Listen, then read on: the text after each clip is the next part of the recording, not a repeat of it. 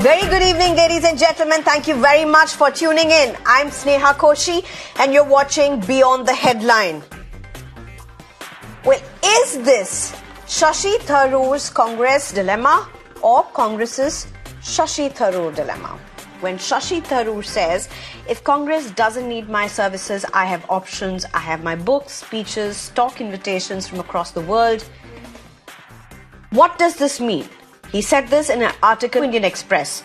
And in fact, he goes on to say, my appeal in Thiruvananthapuram is much more than the parties. People like the way I talk and behave. Even those against Congress have voted for me. That's what we want in 2026.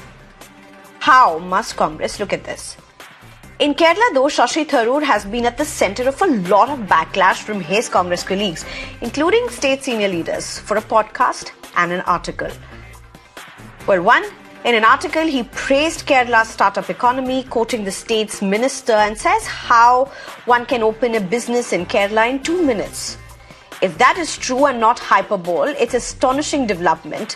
Has words of praise for CPM-led LDF while talking about the vision, including an improvement in ease of doing business. He was talking about the startup ecosystem in Kerala, as it were. 2, he also praised Prime Minister Modi's recent US visit.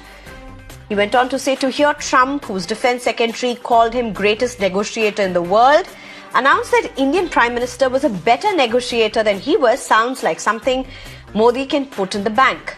That sounds very good. Modi and Trump's press statements were very encouraging. Well, he said this to ANI. So what's wrong with these statements? Amid all hell that broke loose in Kerala, Shashi Tharoor, in an Indian Express podcast, said, I've always expressed my views fearfully. When it comes to betterment of the country or of Kerala, I don't think like a politician. I've never had narrow political thoughts. This is why I laud good initiatives of Congress's rival governments or parties. Never saw negative reaction to my remarks from public, but it exists in the party. They ask why you say good things about rivals. Well, Tharoor isn't new to politics, but still is perceived by some seniors as an outsider. He has fought 4 closely contested elections in Thiruvananthapuram, has been a union minister twice, is part of Congress's working committee even after the 2023 reject for that matter. As of February 2025, the Congress holds power independently in 3 states: Himachal Pradesh, Karnataka and Telangana. Additionally, the Congress is part of coalition governments in Bihar, Jharkhand, Tamil Nadu, Jammu and Kashmir.